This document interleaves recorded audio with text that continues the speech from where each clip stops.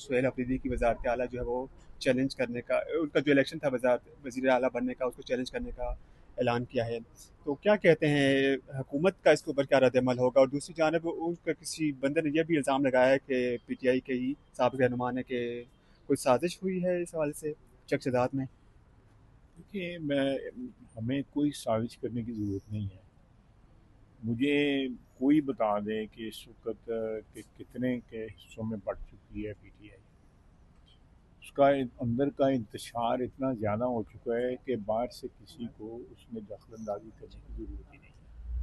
आप खुद अभी 2-3 चीज़ें आपने ये चंद फ़िक्रों में बता दी हैं, 2-3 फ़िक्रों में, कि जो उनका जो चैलेंज हुआ है चीफ मिनिस्टर साहब का, उधर हमने तो नहीं किया।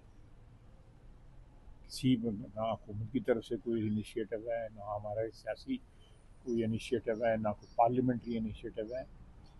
मैं ये एक बड़ा मशहूर मकूला है या मुहावरा है कि जब आपका हरीफ जो है गलतियाँ कर रहा हो तो उसमें इंटरफेयर करना है। तो हमें कोई ज़रूरत नहीं है इंटरफेयर करने की, और we let them make mistakes. Why should we interfere and try to assume the blame? हम ब्लेम नहीं देंगे। तो इसलिए ये कहना कि जी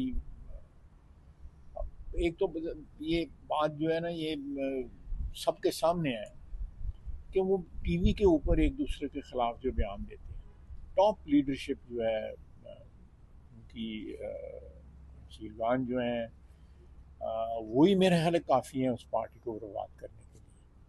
उसके बाद और टॉप लीडरशिप जो है, जो जो जिनकी कोई सियासी क्रेडेंशियल्स नहीं है, कोई कोई असनाद नहीं है उनके पास, जो है कि वो सियासतदान है या सियासी वर्कर हैं, तो वो मैं समझता हूँ कि ये अगर किसी स्टेज पे कुछ सोचे भी कि जी पीटीआई के मामला में इंटरफेयर करना है, तो वो भी एक गलती होगी।